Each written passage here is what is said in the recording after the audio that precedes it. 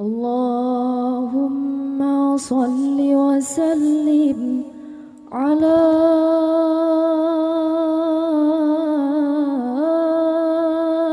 Sayyidina Muhammadin. Bismillahirrahmanirrahim.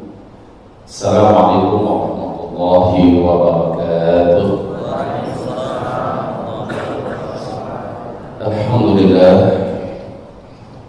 Alhamdulillah rabbil alamin. Wa bihi nasta'inu ala umuri dunya waddin.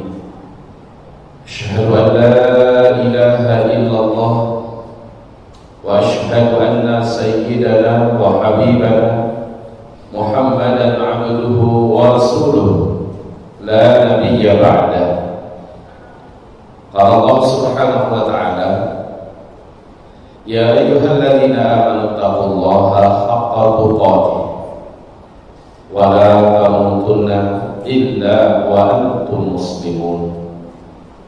Wa qala ya ayyuhan nasu taqu rabbakum alladzi khalaqakum min nafsin wahidah wa khalaqa minha zawjaha wa batha minhuma rijalan katsiran wa nisaa'a wattaqullaha alladzi tasaaluna bihi wal arham inna Allaha kana 'alaikum raqiba.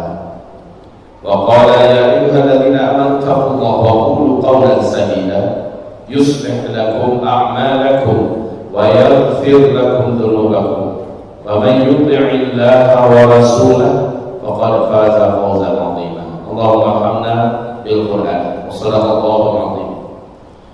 Wa qala Nabi sallallahu alaihi wasallam, innamal a'malu binniyat wa innamal likulli imri'in ma nawa. Faman kanat hijratuhu ila Allah wa rasulih fa hijratuhu ila Allah wa rasulih.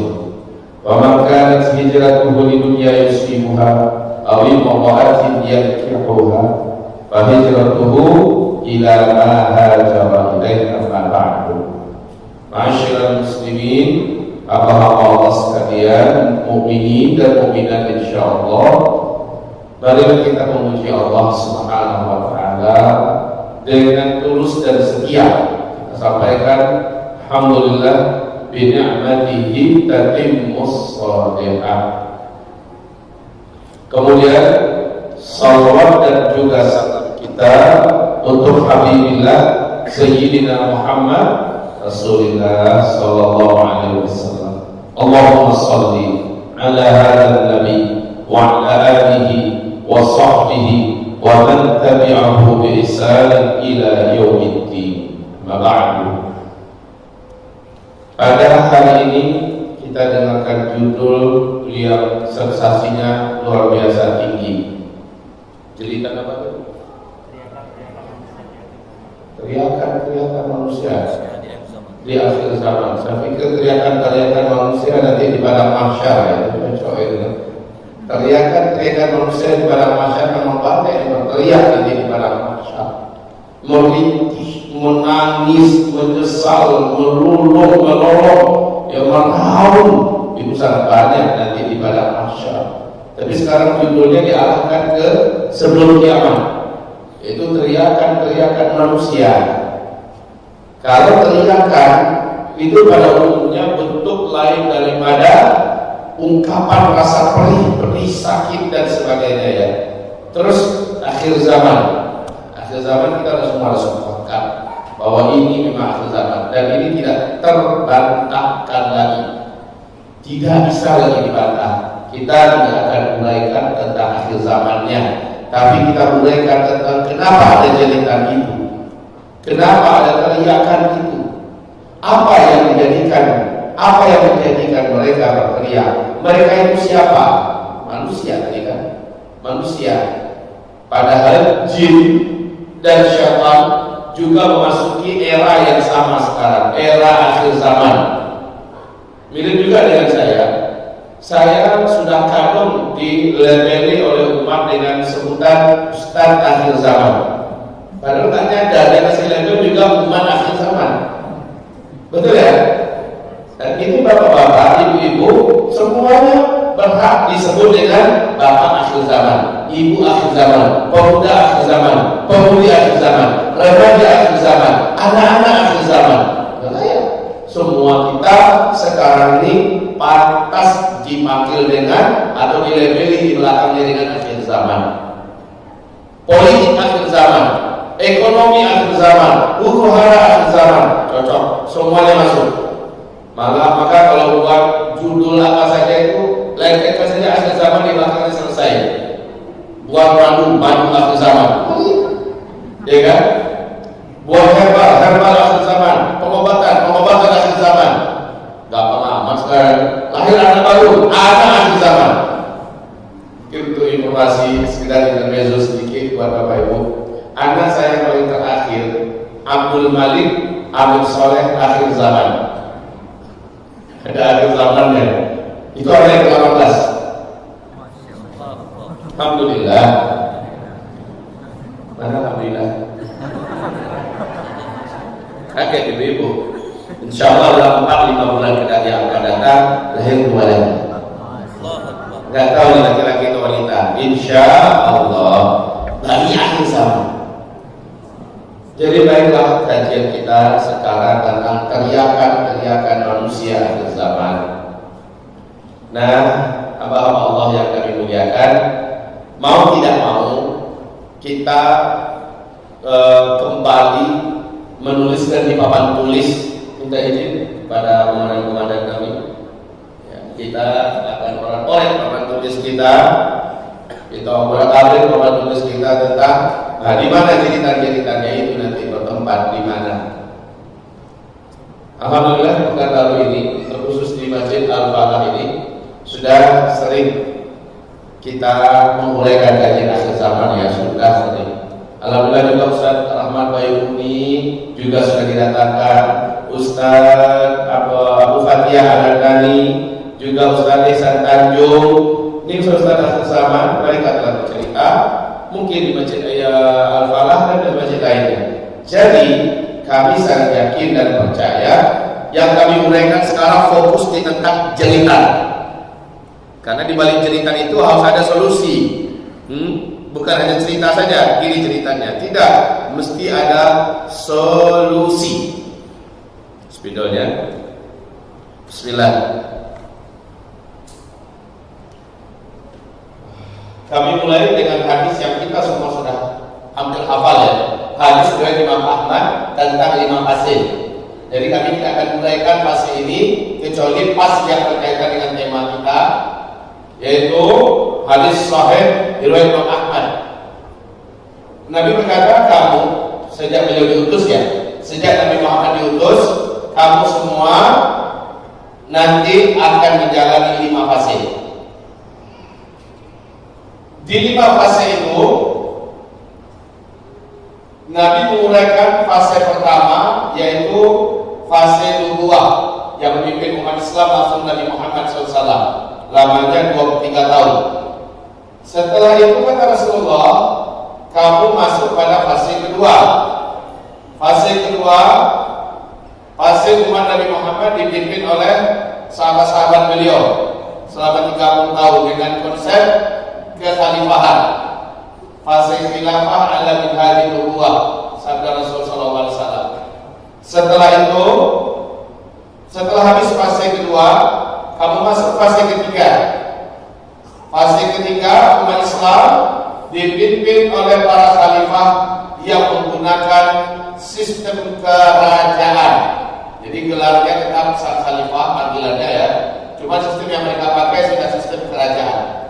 Nah, di sini ada 3 dinasti. Dinasti Bani Umayyah, dinasti Bani Abbasiyah, dan dinasti Bani Utsmaniyah.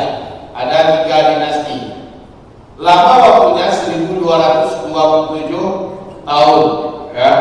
Fase ini telah terakhir pada tanggal 3 bulan Maret tahun 1924, yaitu runtuhnya khilafah Islamiyah Al-Utsmaniyah di Turki. Nah, 3 fase ini, fase pertama, kedua, ketiga, Islam mendominasi kepemimpinan di dunia. Cuma 2/3 dunia dikuasai oleh Islam. Saat itu tidak ada kezaliman yang dibiarkan di negeri Muslim. Tidak ada kejahatan yang dibiarkan, tidak ada maksiat yang dibiarkan, tidak ada kerancuan, kesesatan yang dibiarkan. Terkendali seluruhnya.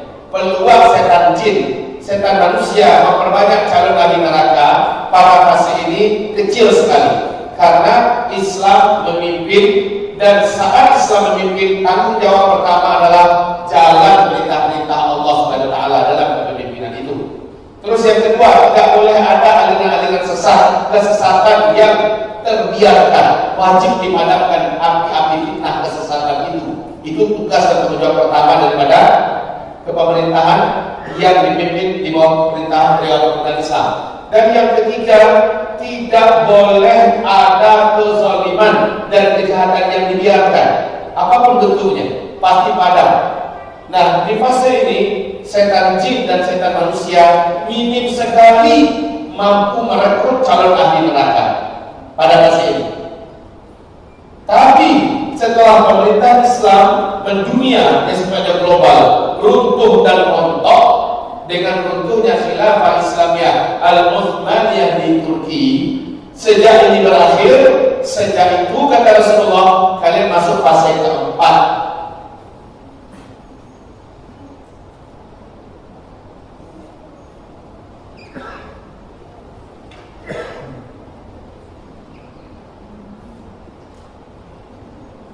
Masuk fase keempat. Di fase ini umat Islam tidak lagi berada di bawah payung pemerintahan yang sifatnya global Islamik, ya. Tidak lagi pemerintahan yang sifatnya Islami secara global. Khilafah Islamiyah sudah tumbang di sini, maka di sini kata Rasulullah, umat Islam dipimpin, kaum muslimin di negeri-negeri mayoritas muslim dipimpin oleh pemerintahan yang sifatnya mulkan jabariyah, ya. Mulkan jabariyah yaitu pemerintahan yang diktator. Ciri khas pemerintahan ini melarang dan mengharamkan umat Islam untuk bisa menjalankan syariat Islam dalam artian pemerintahan, ya. Tak boleh. Kaum muslimin di sini mengalami tekanan, intimidasi, dianak-tirikan, dan para ulama yang dizalimi. Ini ciri khas pemerintahan fase keempat. Di sini suasana yang paling berat dirasakan oleh umat Nabi Muhammad Sallallahu Alaihi Wasallam. Tapi kata Rasulullah SAW, setelah fase yang keempat ini akan datanglah fase yang paling diinginkan oleh seluruh umat manusia, khususnya orang beriman sedunia.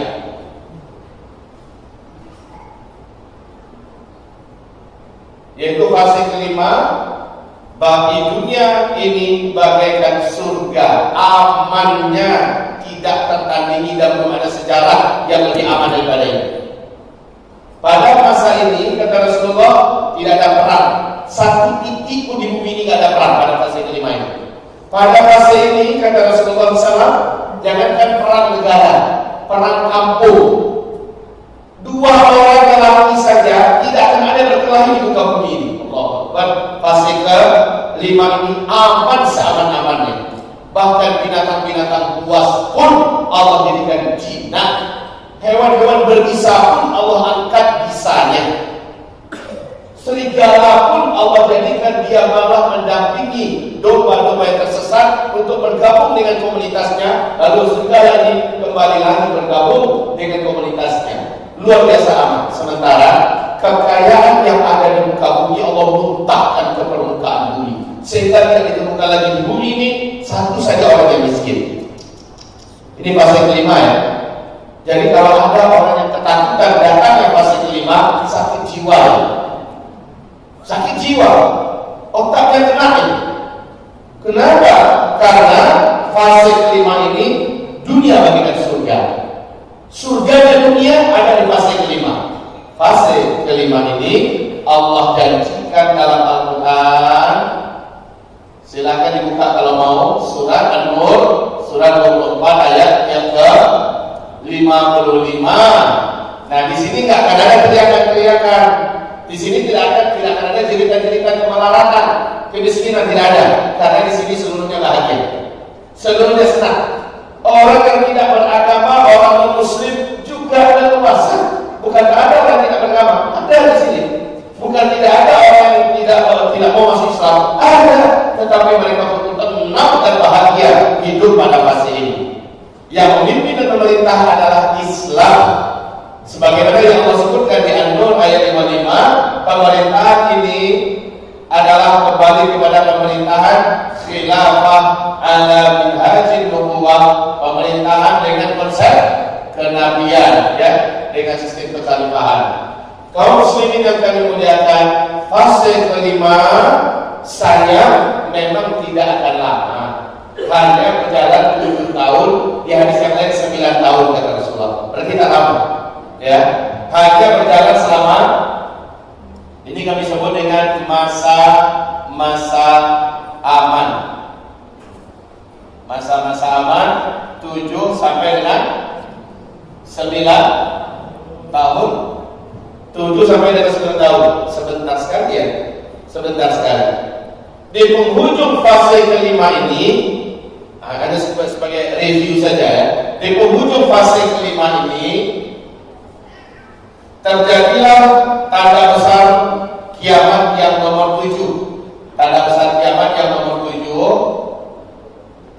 yaitu nomor 7, nomor 5 di sini, nomor 6 di sini, nomor 1 di sini, nomor 2, nomor 3, nomor 4 ya. Nomor 4 menutup fase keempat, nomor 7 menutup fase kelima. Nanti tanda besar kiamat yang ke-8, ke-9, ke-10 itu terjadinya setelah terjadinya tanda besar kiamat yang ke-7. Apa dia tanda besar kiamat yang ke-7? Silakan sebutkan. Angin lembut kematian menyelimuti seluruh dunia. Angin lembut kematian. Nah, angin lembut ini sumbernya dari Yaman kata Rasulullah. Dari Yaman, dia sejuk, berbau wangi kasturi. Angin lembut ini dengan cepat membungkus seluruh dunia. Siapa saja orang beriman dari umat Nabi Muhammad yang masih hidup saat itu pasti akan dijemput oleh angin lembut ini.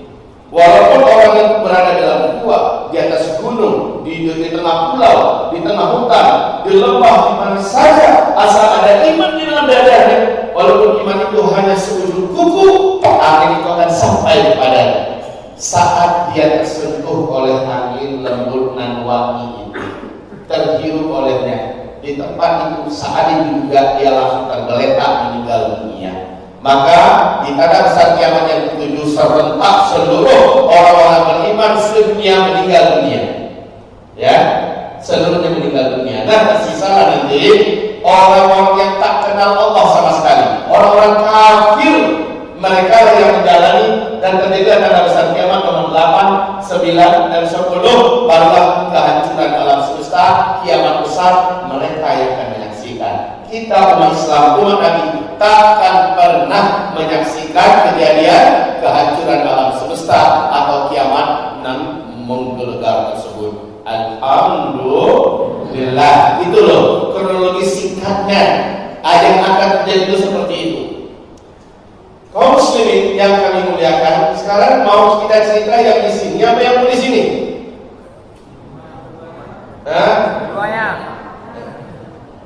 Tapi judulnya itu. Kalau kita akan teriakan nggak ada di sini, nggak ada. Di situ adalah senyum, ketawa, bahkan nggak ada orang sakit loh, Bu. Nggak ada. Rumah-rumah sakit tutup karena nggak ada pasien. Orang sehat semua. Ini bukan bayolan, ini bukan dongeng, ini bukan khayalan. Karena ada hadis dari Nabi SAW. Dunia bagaikan dalam surga, bagaikan dalam surga.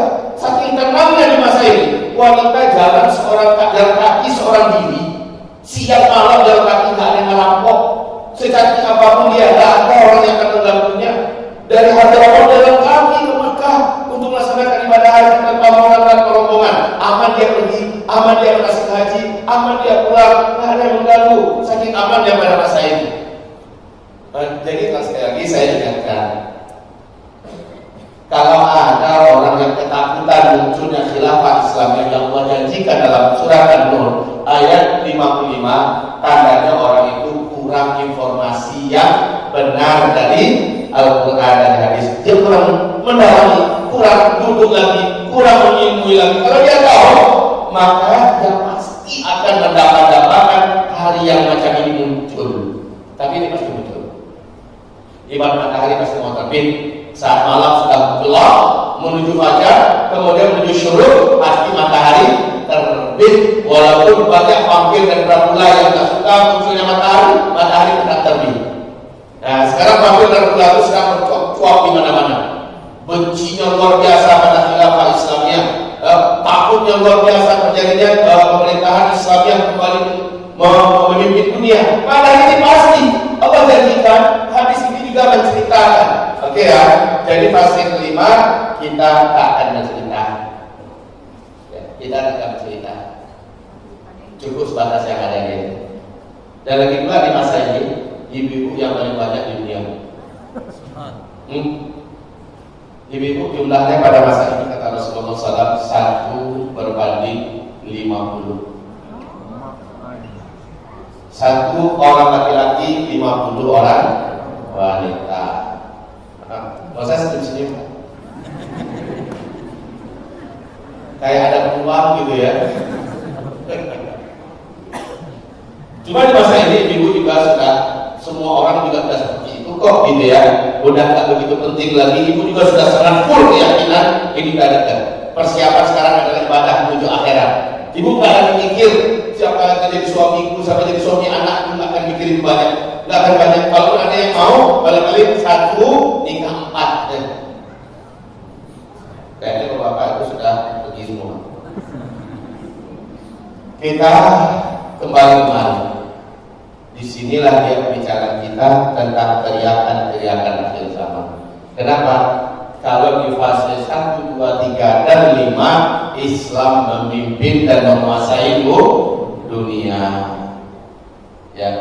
Cuma bila fase pertama, kedua, dan ketiga Islam mendominasi dan memimpin dunia, 2/3 dunia di bawah kekuasaan Islam. Di fase ini kata Rasulullah, Islam memimpin 100%. Allahu Akbar. Seluruh dunia tunduk di bawah pemerintahan Islam. Pusatnya di mana nanti? Di Pekanbaru? Enggak. Di Jakarta kali tidak? Enggak. Di mana mungkin? Di Arab Saudi? Oh enggak juga. Lalu di mana? Di Palestina. Di Palestina. Tempatnya nanti Baitul Maqdis. Ya, bukan di Arab Saudi, bukan di Makkah, bukan di Madinah, bukan di Irak, bukan di mana, tapi tempatnya nanti adalah di Baitul Maqdis, Palestina. Rasul mengatakan saat pertama kali dikumandangkan khilafah Islamiyah di Baitul Maqdis, setelah Baitul Maqdis dibebaskan, langsung khilafah Islamiyah dikumandangkan. Saat itu kata Rasul, dunia sedang penuh dengan pertumpahan darah. Dunia sedang berperang di mana-mana. Bencana dan kelaparan terjadi di mana-mana. Pada saat itu kata Rasulullah, negeri yang paling aman hanyalah Palestina.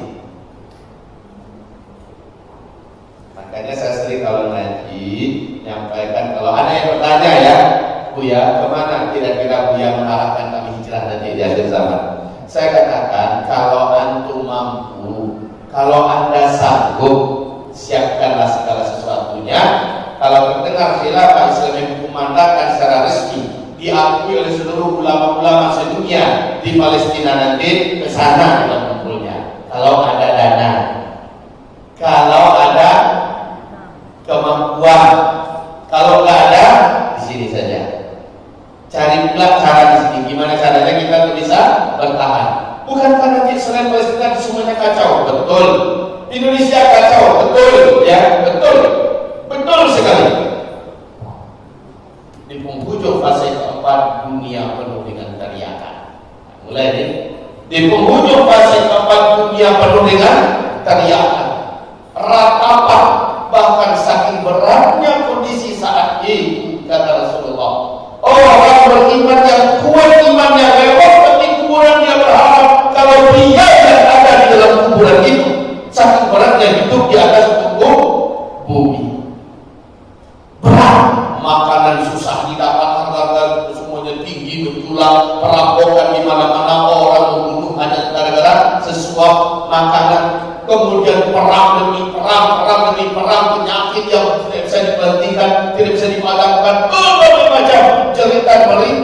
yang muncul di sini semua di penghujung, ya, bertolak belakang habis dengan fase kelima. Nah, kaum muslimin, hamba-hamba Allah yang kami muliakan, jadi kalau begitu untuk fase kelima, saya rasa kita semua pasti menginginkannya dan pasti mengimaninya karena ada ayatnya dan juga ada hadisnya ini. Sekarang fase keempat. Di fase keempat ini perlu Bapak Ibu ketahui ujian yang paling berat. Tadi kami katakan ya, fase pertama, kedua, ketiga, dan kelima. Di sini Islam mendominasi dunia dan pimpin. Dan pada fase 1, 2, 3, dan 5, setan sangat sulit mencari calon ahli neraka. Namun di fase keempat, disinilah mereka pesta habis-habisan, jihad maksimal setan dan jin untuk memperbanyak calon penduduk neraka di fase kelima, di fase keempat. Karena Islam tidak memimpin, karena Islam tidak sedang menguasai. Kaum muslimin hamba-hamba yang kami muliakan, di fase ini sekarang kita hidup, sayang amat ya, kita hidup di masa yang sangat berat. Di masa ini orang hidup mengalami ujian yang disebut oleh Rasulullah dengan sebutan fitnah duhaimah.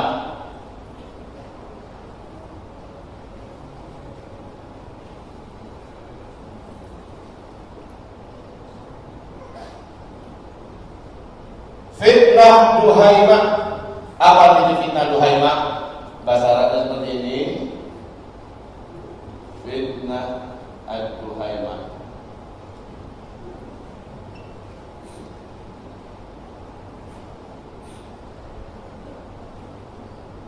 Fitnah duhaimah itu adalah fitnah yang menteror kehidupan manusia secara fisik dan secara agama. Ya, seperti potongan-potongan malam yang sangat gelap, seperti potongan-potongan malam. Malam bagaimana? Selepas sholat Isya dari jam 8 masuk jam 9 tambah gelap, tambah dingin. Dari jam 9 ke jam 10 tambah gelap, tambah dingin. Dari jam 10 ke jam 11 tambah gelap, tambah dingin. Dari jam 11 ke jam 12 tambah gelap, tambah dingin, tambah berbahaya kalau kita di luar, betul tidak? Dari jam 12 ke jam 1, dari jam 1 ke jam 2, jam 2 ke jam 3, semakin subuh. Nah, itu semakin tersaring orang-orang yang bisa bangkit di saat menjelang subuh itu. Makin tersaring, makin sedikit jumlah orang yang bisa bangkit untuk tahajud, menegakkan agama, menjalankan agama. Ini fitnah duhaimah. Oke, sekarang fitnah duhaimah itu Rasulullah SAW mengatakan akhir dari fitnah duhaimah adalah tanda besar kiamat yang nomor 2 muncul. Apa dia? Silakan. Apa tanda besar kiamat yang nomor 2?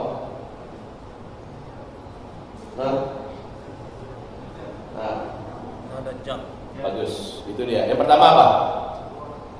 Benar. Antum tadi hadir di sana, betul lah. Ya, ini manusia yang paling terkutuk, di mana iblis pun akhirnya menaikkan kontrak kerjasama dengan dia. Dajjal.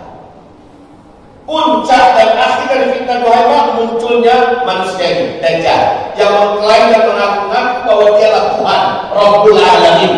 2/3 manusia sujud menyembah Dajjal. Ini fitnah duhaimah. Puncak dan seluruh fitnah duhaimah di fase keempat adalah Dajjal keluar. Dajjal keluar. Dan Dajjal ini serunya dia membagi-bagi makanan. Ketika manusia semuanya dalam keadaan kelaparan, dia bagi-bagi makan. Sudah datang berita, Dajjal memasukkan daun membawa jutaan ton makanan. Yang mau silakan gabung sini. Itu diumumkan sebelum dia masuk. Karena tidak ada satu kota di muka bumi kata Rasulullah kecuali Dajjal masuk dan di belakangnya membawa bumbungan makanan. Saat itu manusia semua sedang kelaparan. Dan yang diumumkan mereka kedatangan Dajjal, suksesnya Dajjal di setiap kota diumumkan bahwa Tuan Agung Dajjal akan masuk ke kota Pekanbaru umpamanya ya, hari Kamis dari zuhur sampai asar umpama. Itu diumumkan sehingga yang mau mendapatkan makanan, minuman, fasilitas kehidupan dan melihat atraksi kemampuan ketuhanan Dajjal silakan datang. Nah saat itu orang yang mengalami sejak terjadinya hantaman meteor yang menyebabkan dukhan ya. Di nomor 1 adalah dukhan.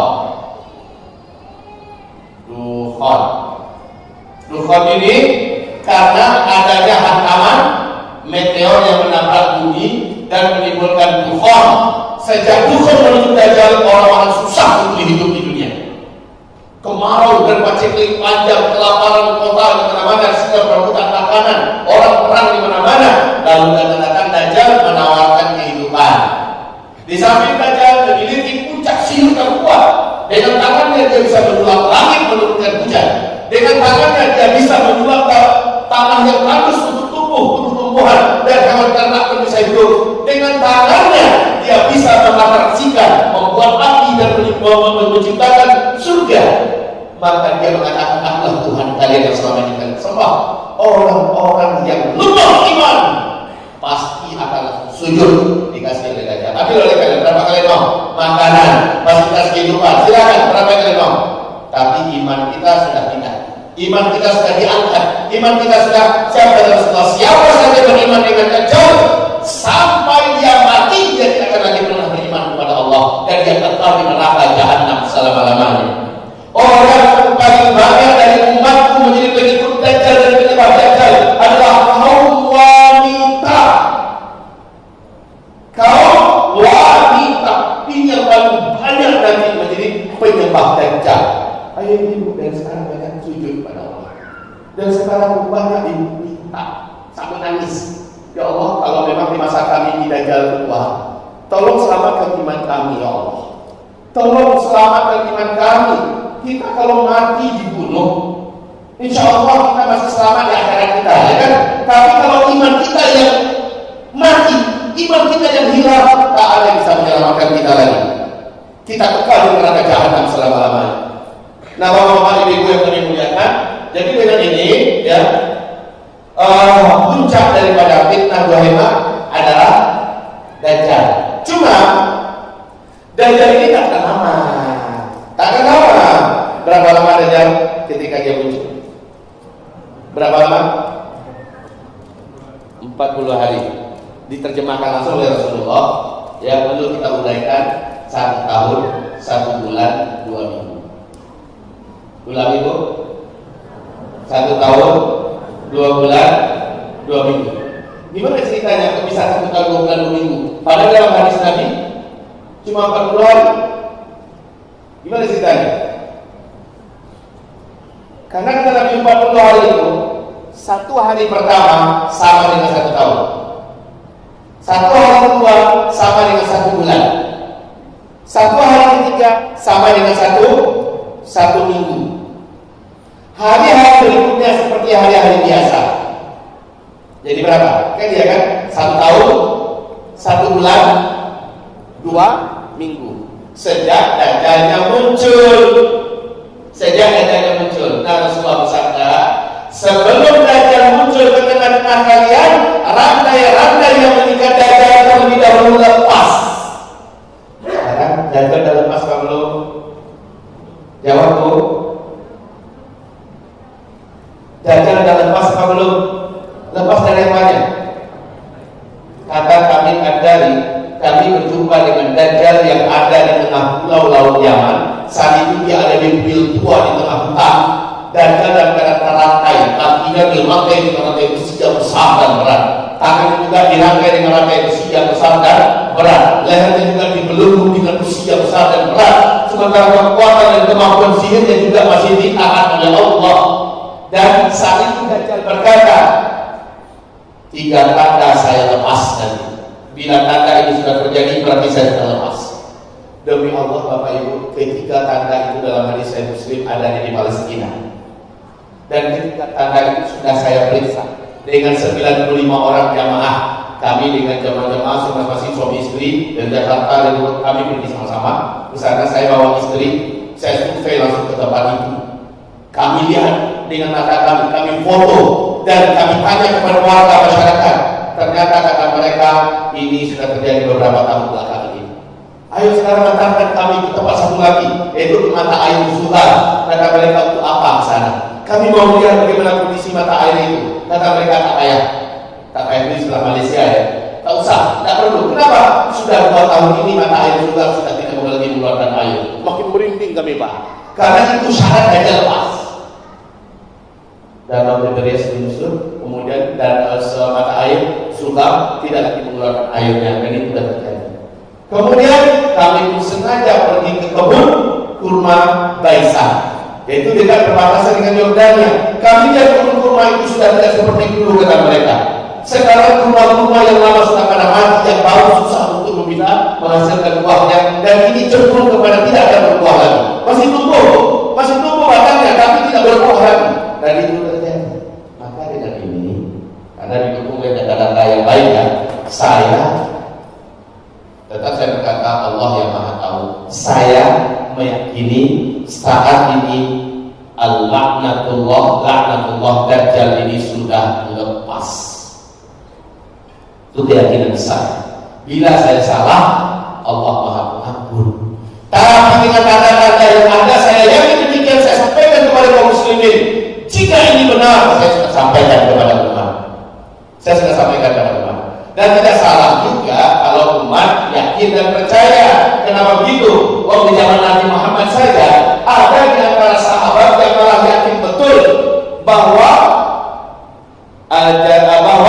siapa namanya itu?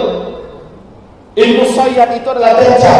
Sampai-sampai Umar mengurus pedang dan minta izin pada Rasulullah. Izinkan nanti ya Rasul. Kamu mengapain kepada Rasul? Saya mau bunuh Ibnu Dajjal. Saya yakin itulah Dajjal yang kau ceritakan. Kata Rasul, Umar, jika dia benar-benar Dajjal, kamu akan sanggup melawan. Dia bukan tandinganmu dan kau tidak akan bisa menyentuh. Tapi kalau dia bukan Dajjal, kau bunuh dia. Apa guna bagimu bunuh orang yang tak bersalah? Sampai Rasulullah meninggal, lalu Umar Khalifah Abu Bakar naik menjadi khalifah. Umar bin Khattab selalu menggantikan. Umar bin Khattab ditusuk 9 kali tusukan. 3 hari beliau tergeletak dalam keadaan sakit berat. Beliau masih sempat berkata, saya masih sangat yakin Ibnu Sayyad itulah Dajjal sejati. Nah, kalau zaman Khalifah Umar saja banyak para sahabat yang yakin Ibnu Sayyad adalah Dajjal. Kalau kita sekarang yakin Dajjal juga sudah lepas, gimana bedanya? Salah tidak hanya para sahabat yang meyakini bahwa Ibnu Sayyad adalah Dajjal, bahwa zaman mereka Dajjal sudah muncul.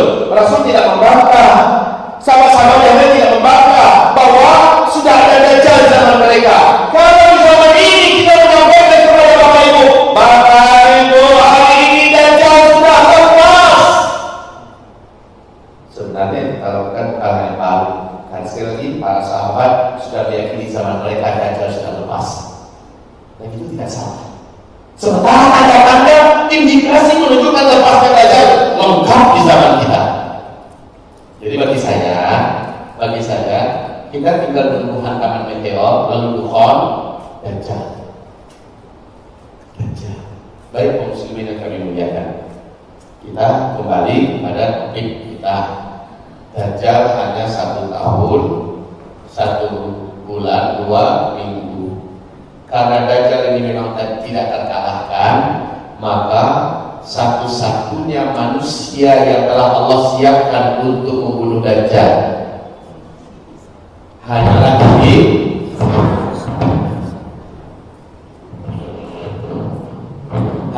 Nabi Isa alaihi salam. Kok gak Nabi Muhammad aja ya? Kata Nabi ya, kalau Dajjal muncul, saya saat itu masih hidup, saya yang langsung akan melawan Dajjal. Saya yang akan langsung paling di depan menghadapi Dajjal untuk melindungi kalian kalau saya masih hidup dan Dajjal yang muncul. Tapi nanti kalau Dajjal yang muncul, saya sudah tak hidup, saya sudah tak ada lagi, kalian wajib melindungi diri masing-masing. Satu. Yang kedua, dulu dari seluruh nabi dan rasul, nabi mana yang paling kuat? Nabi Musa. Itu benar jawabannya. Nabi Musa lah yang paling kuat. Nabi Musa cukup sekali jotos mati di tempat. Nabi Musa lah yang ada dalam sejarah, dalam hadis yang sahih, hadis Sahih Bukhari. Nabi Musa lah yang pernah memukuli malaikat maut. Ada orang bisa mukulin malaikat maut. Malaikat maut dipukul. Siapa tahu? Ketika malaikat maut ini menatap dengan sangat tajam, karena salah satu makhluk Allah yang tidak pandai cara tersenyum, tidak tahu cara tertawa adalah malaikat. Tatapan matanya begitu tajam. Nabi Musa pantang ditatap begitu. Kalau bahasa orang-orang pasawah, apa jajannya kalian? Itu kalau membalai kita ya. Nabi Musa lihat, apa yang kamu lihat? Lalu apa kata orang ini? Saya adalah malakul maut. Saya adalah malaikat maut. Nabi Musa mengira bahwa orang ini mengada-ada menakut-nakuti beliau. Maka langsung nempel tangan beliau ini ke pelipit di apa namanya? Ini rahang. Langsung pak. Tidak tanggung-tanggung, bukan tinju lah, kalau tinju mati. Tapi tamparan saja, lepaslah rahang ini dan bergelantunganlah. Hadisnya Sahih Bukhari ini ya, bukan hadis dhaif atau hadis palsu, bukan. Menggelantung. Dalam keadaan lepas itu dia lari terbang ke langit dan disebutkan dalam hadis itu dia melapor kepada Allah, ya Allah, Engkau utus hamba kepada orang yang tidak menginginkan kematian. Lalu fa'aslahullah, Allah semua perbaiki keadaannya kembali. Allah kasih tanda bahwa dia memang adalah malaikat resmi, bukan main-main. Turun lagi, orang kembali ya. Kamu lagi. Maka malaikat maut memperlihatkan tanda bahwa dia memang petugas resmi Allah SWT, pencabut nyawa. Barulah Nabi Musa mengakui dan Nabi Musa berkata, sudahkah tiba waktu saya untuk diambil? Sudah, kata mereka. Tapi Allah kasih kabar kepada, bila engkau masih ingin tinggal di dunia, masih mau hidup, Allah bolehkan engkau tempelkan telapak tanganmu di tubuh seekor lembu. Seberapa yang terhimpit oleh telapak tanganmu, setiap helai bulu lembu itu Allah jadikan umurmu dipanjangkan 1 tahun lagi. Dan kata Nabi Musa, dan inilah waktu yang saya nantikan, pertemuan dengan Allah sang kekasih yang tertinggi. Untuk penantian ini saya merasa tersisa hidup selama ini. Bila memang sudah tiba waktunya, ambil nyawa saya sekarang. Sekarang ambil. Mungkin kalau kita ditawari oleh malaikat maut, hasilnya beda. Kaum muslimin yang kami muliakan, Nabi Musa saja dilarang dan ulama mengatakan tidak berani Nabi Musa memarahi Dajjal ketika Dajjal dulu sudah ada. Dajjal ini sudah lahir 100 tahun sebelum Nabi Musa wujud. Dajjal ini Masya Allah umurnya ya. Jadi dia sudah lahir 100 tahun sebelum Nabi Musa ada. Ketika Nabi Musa ada, maka dia pun menyesatkan kaum Nabi Musa.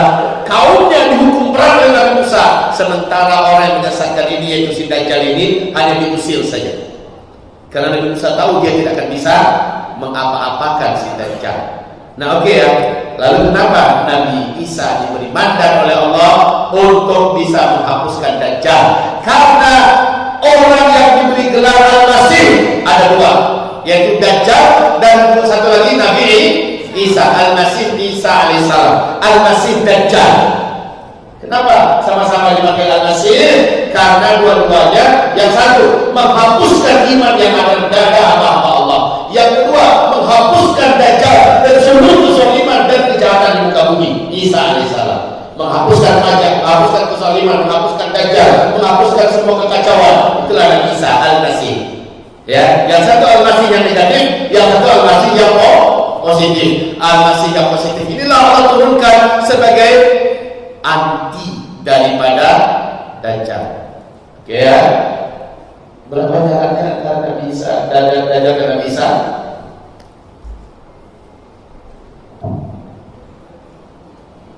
Ulang balik. Berapa jaraknya? Kalau ini dari Dufan ke Dajjal lebih kurang hanya 2 tahun. Dari Dufan ke Dajjal.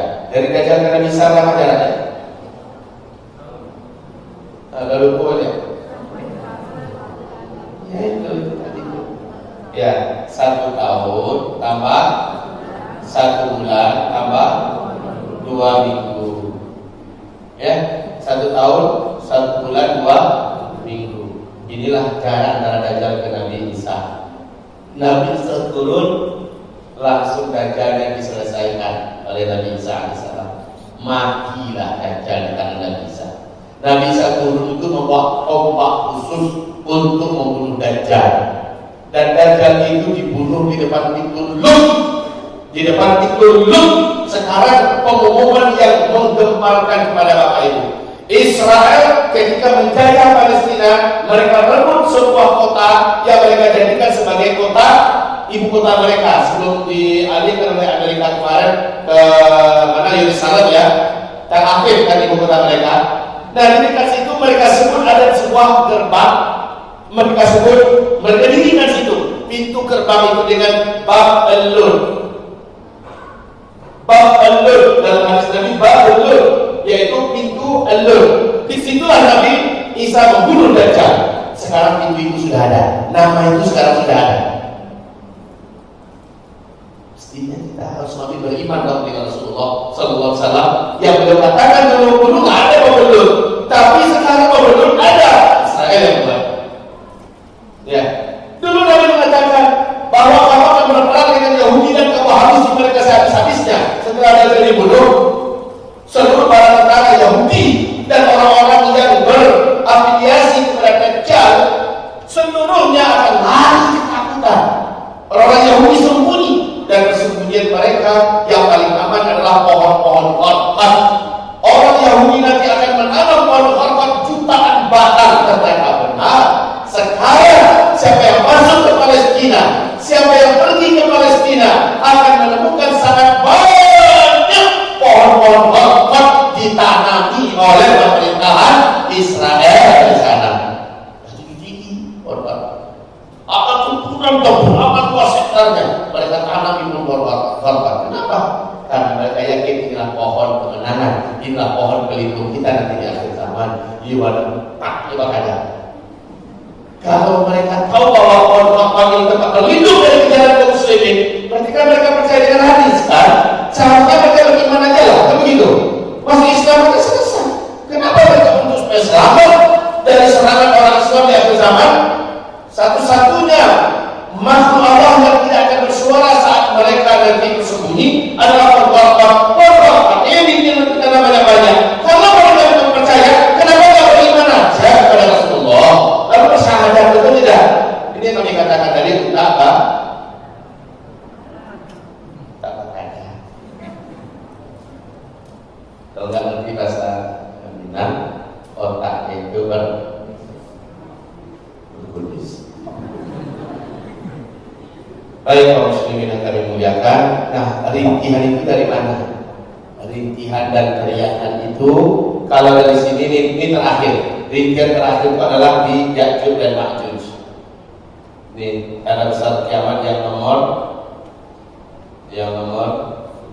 4 adalah Ya'juj dan Ma'juj. Nah, kaum muslimin, Ya'juj dan Ma'juj ini masih disimpan oleh Allah. Kayaknya mereka itu disimpan di sebuah ruangan atau alam yang Allah sembunyikan dan tidak tersentuh oleh teknologi manusia.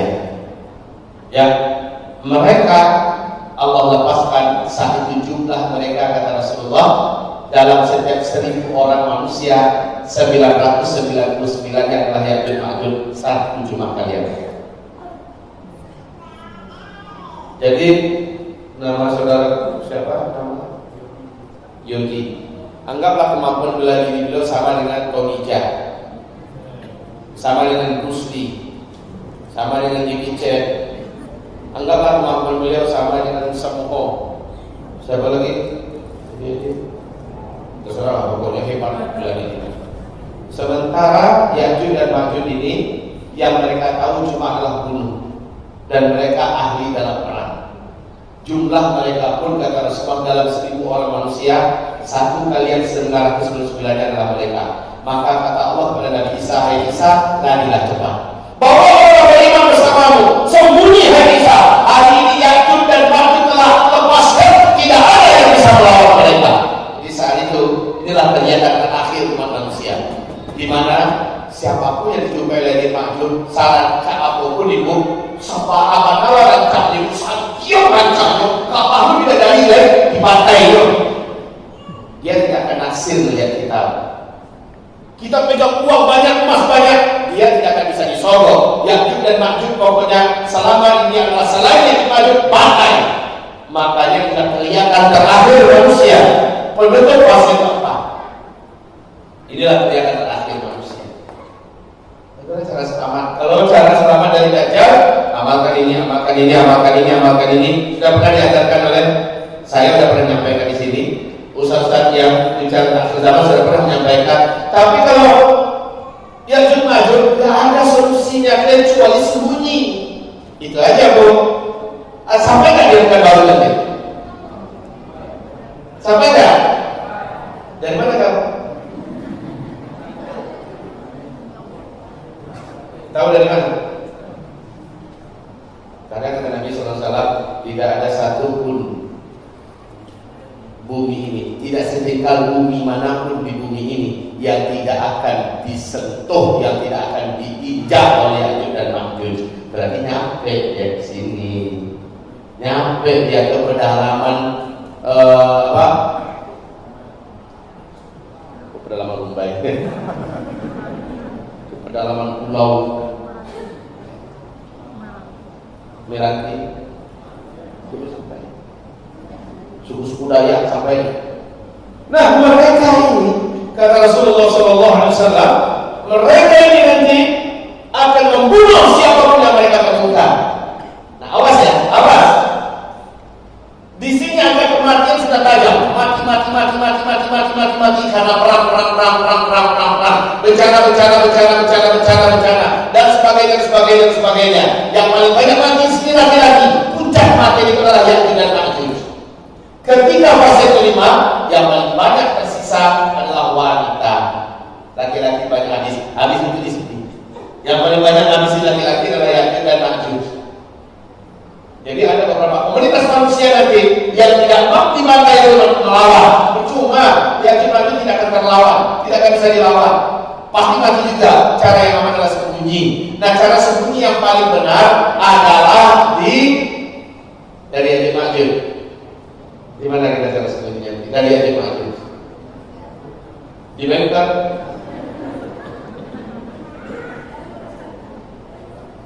Kata ibu-ibu kita dibakar, kita sembunyinya dibakar nanti dari Ya'juj dan Ma'juj. Ya kita hargailah buah pikiran ibu-ibu kita.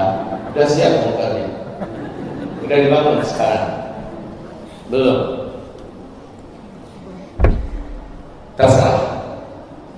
Tapi kalau firman Allah kepada Nabi Isa, hai Isa, larilah engkau, bawalah hamba-hambaku yang beriman bersama engkau ke atas puncak gunung Tursina. Pada hari ini aku telah melepaskan Ya'juj dan Ma'juj, dan tidak akan ada yang mampu melawan mereka di muka bumi ini, kata Allah. Maka Nabi Isa pun mengajak Imam Mahdi, mengajak orang beriman lari ke gunung Tursina. Gunung Tursina itu di mana? Gunung Tursina itu sebenarnya masih ujung daripada Syam dengan Mesir. Sekarang sudah dimasukkan ke daerah Mesir oleh orang Mesir. Padahal dia sebenarnya masih di ujung Syam, masih di Syam, tidak jauh dari Palestina. Dia masih ujung Palestina. Ya, ini Palestina, ini Mesir. Nah, ini di ujung ini adalah daerah Tursina, Gunung Tursina. Kaum muslimin yang kami muliakan, kenapa kita disuruh hijrah ke Palestina? Karena di saat huru-hara puncak di muka bumi terjadi, daerah Palestina dijamin oleh Rasulullah dalam hadis Sahih Muslim, daerah atau bumi yang paling aman seaman-amannya. Kalau Bapak Ibu punya rencana untuk hijrah, cita-citakanlah ke Palestina. Oh ya, nanti kami di sana tak ada keluarga, kami tinggal di mana di sana. Oh ya, nanti kami nggak pandai bahasa Arab. Divaksin. Oh ya, jawabannya sederhana saja, Bu. Mungkin nggak kira-kira Rasulullah perintahkan kita hijrah kalau seandainya kondisinya tidak ditolong oleh Allah saat itu? Mungkin tidak. Saya rasa tak mungkin. Pasti Allah tolong kondisinya saat itu. Masalahnya mau nggak kita? Siap nggak kita? Gitu. Ibu Allah, abah Allah yang kami muliakan. Bismillah. Kita minum. Izin ya Bapak Ibu. Minum. Ini Bapak Ibu pikir teh ini ya? Ini madu. Ini madunya madu murni. Beda ya madu murni dengan madu asli. Kalau ini madu murni. Gimana tak bedanya madu murni dengan madu asli? Madu murni dibawa pulang istri senyum. Madu asli dibawa pulang. Ini madu murni. Bismillah. Lihat cara minum madu. Ya betul-betul diminum, bukan kayak orang zaman sekarang kasih madu 2-3 sendok, lalu kasih air segelas, diaduk, kemudian minum madu, ingin sehat. Enggak jadi. Kalau kita sakit minum madunya segini. Nanti gimana rasa tenggorokan Bu ya? Insya Allah enggak pernah meledak kok tenggorokan saya. Udah 16 tahun sekarang enggak pernah meledak tenggorokan. Bismillah, minum aja.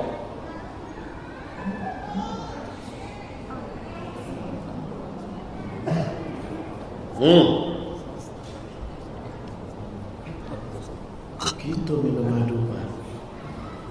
Oh tahu sapu aku yang capek bibit mau sehat nggak? Saya lihat orang sekarang mau sembuh tapi pelit. Padahal minum madu makin banyak makin besar khasiatnya. Mau minum madu mau sembuh tapi hanya 3 sendok, kapan sembuhnya? Herbal kalau diminum lebih banyak, nggak pakai overdosis. Tapi kalau obat kimia lebih dari takaran dokter, overdosis kena dampaknya parah buat kita. Ya, kalau herbal enggak, habas soda, minyak zaitun atau apa saja, makin banyak makin kuat efeknya. Gitu ya, Bu. Cuman sarannya minum madu, usahakan dalam keadaan perut masih kosong. Kita belum makan, baru minum madu. Sampai di mana kita tadi? Madu. Maksudnya materi kita yang ini. Kita sampai Ya'juj Ma'juj. Jadi gimana kesimpulan kita? Kita lawan Ya'juj Ma'juj? Tidak. Tapi paling banyak kematian manusia nanti di tangan Ya'juj dan Ma'juj. Kalau Dajjal nggak bunuh dia Bu. Dajjal dia nggak akan membunuh. Bukan target Dajjal itu mematikan orang, tidak. Yang akan dibunuh oleh Dajjal hanyalah orang-orang beriman yang ketangkap oleh kaki tangan Dajjal, lalu diseret ke depan Dajjal, dipaksa mengimani Dajjal itu adalah Tuhan Rabbul Alamin. Orang beriman berkata tidak, itu adalah Dajjal, baru dibunuh oleh Dajjal. Dan itu nggak banyak jumlahnya, nggak banyak. Tapi kalau Ya'juj Ma'juj asal murah berbantai, walaupun anak kecil, walaupun bayi, dia akan bantai. Setelah semua manusia di muka bumi yang berhasil ditemukannya dibunuhnya, maka dia pun menantang penduduk langit. Sehingga kata Rasulullah, Ya'juj Ma'juj pun melepaskan anak-anak panah mereka dari puncak gunung tertinggi, dia lepaskan ke atas. Setan menipu mereka dengan melumuri darah ujung panah mereka itu dengan darah. Jadi kembalikan ke bumi dalam keadaan sudah berlumuran dengan darah. Lalu apa kata Ya'juj Ma'juj? Kita sudah bunuh semua yang ada di bumi dan kita sudah kalahkan semua yang di langit. Kitalah penguasa langit dan bumi.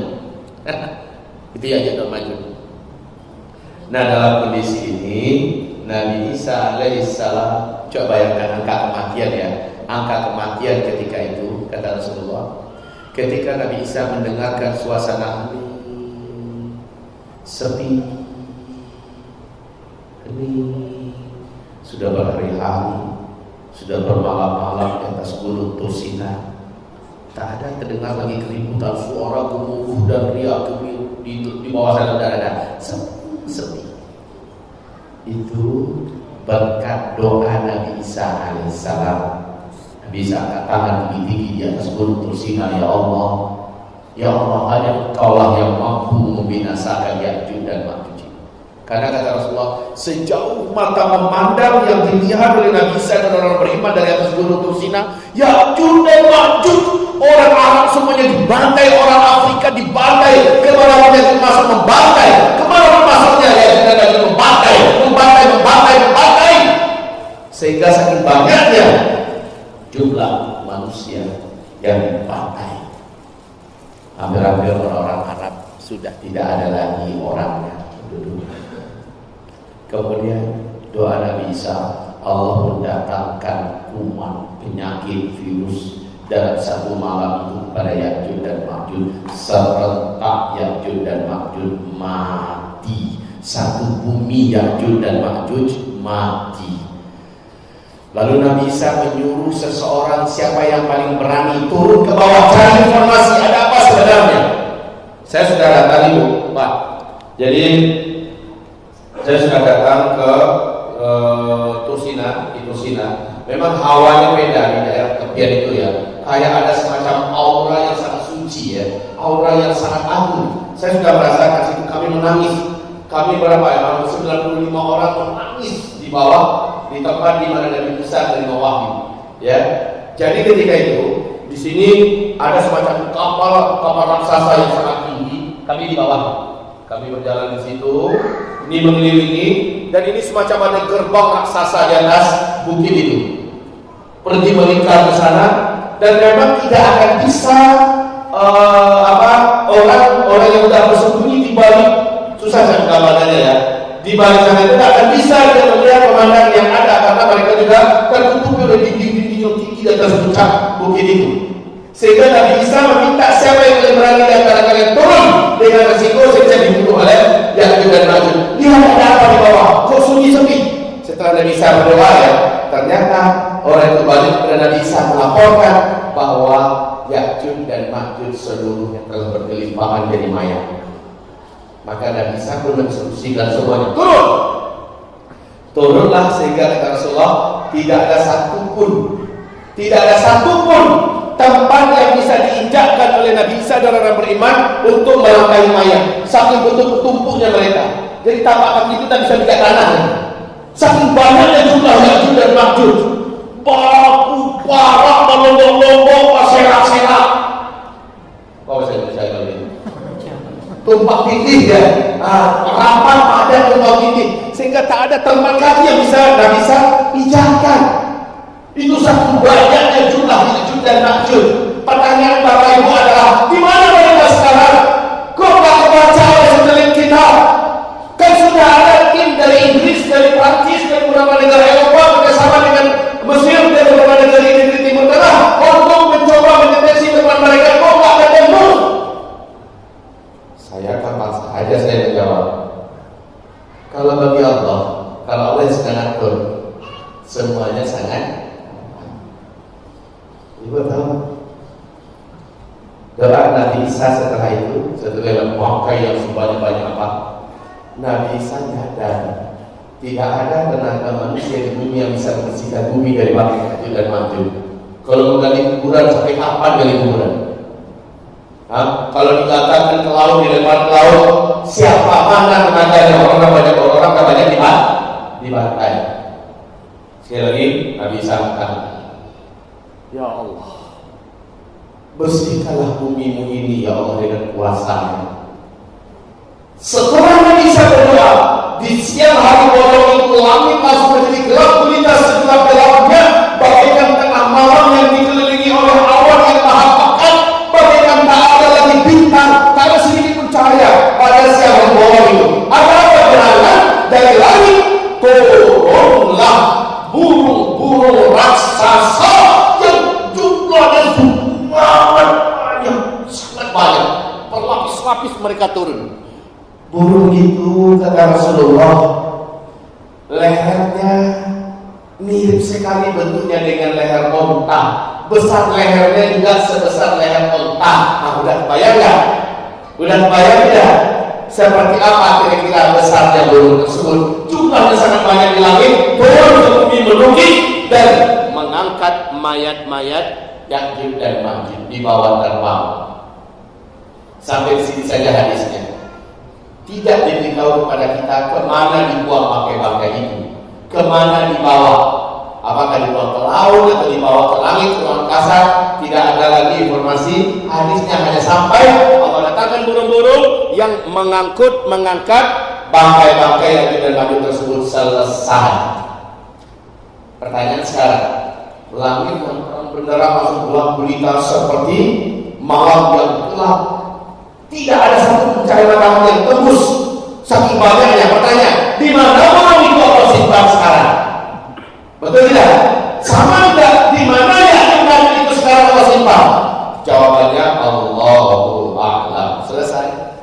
Jangan banyak tanya lagi kita. Allahu a'lam. Allah saja yang Maha tahu di mana mereka sekarang.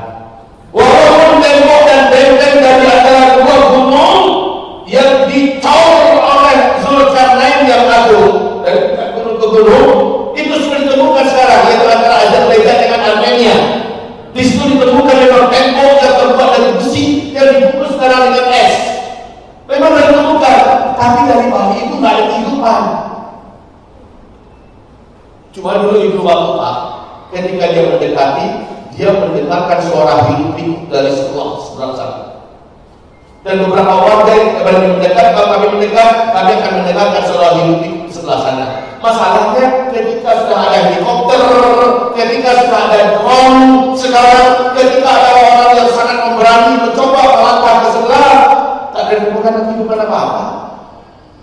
Maka sekali lagi Allah baikkan mereka dengan kuasa Allah. Selesai. Ya. Bapak-bapak, ibu-ibu yang kami muliakan, suasana yang kita hadapi di akhir zaman ini, yang akhir daripada teriakan-teriakan umat manusia itu adalah di tanda besar kiamat yang keempat. Di sini orang meninggal aja nggak teriak, nggak ada. Di sini nggak ada teriak, orang meninggal aja langsung. Kayak kita kena ini, kena apa? Ya sedang berjalan ya, seperti orang yang kena ada gaya pingsan yang sedang di pasar pingsan gitu.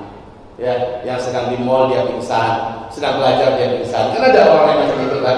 Nah, apa mirip dengan itu? Semua orang beriman di tanggal 1 yang ke-7 meninggalnya serentak, nggak ada pakai teriakan. Meninggal serentak. Meninggalnya pada anteng, pada tenang, pada adem air. Meninggalnya enak semua. Ya. Jangan bapak bertanya pula, kalau kesana itu meninggal serentak nanti Bu ya, siapa yang kuburkan kita? Jangan ditanya pula begitu. Ya Bu ya, jangan ditanya ya Bu ya. Karena itu buat pusing kita aja. Udah kalau meninggal ya, jangan berarti hanya lagi siapa yang kuburin kita? Terserah mau dikubur, mau kita dimakan oleh orang hidup. Jadi bapak-bapak, ibu-ibu, hamba Allah yang kami muliakan, ini adalah beberapa cerita yang berdalilkan hadis Nabi yang sahih yang kami sampaikan tadi.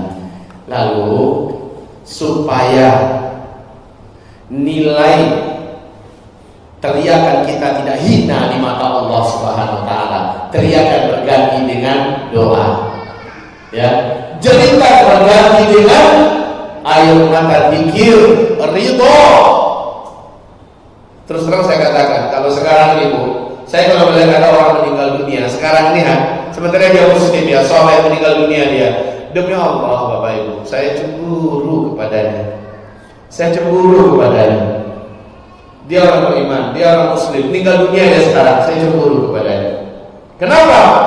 Dia Allah wafatkan sebelum masuki hari-hari fitnah terberat yang menyebabkan banyaknya rintihan, teriakan, ratapan, dan pekikan, kematian, dan kelaparan, dan kebutakan. Sangat banyak yang mengerikan yang akan dihadapi dalam waktu yang tak lama lagi. Sementara orang ini telah mewafatkan sekarang, alangkah tenangnya dia sekarang. Kemarin Ananda yang paling dicintai oleh guru yang kita sayangi, almarhum Kiai Haji Muhammad Arifin Ilham, Ustadz Amal, baru dia nikah, baru berapa bulan baru ya, meninggal dunia secara tiba-tiba. Meninggal dunia secara tiba-tiba. Saya katakan berbahagialah, berbahagialah.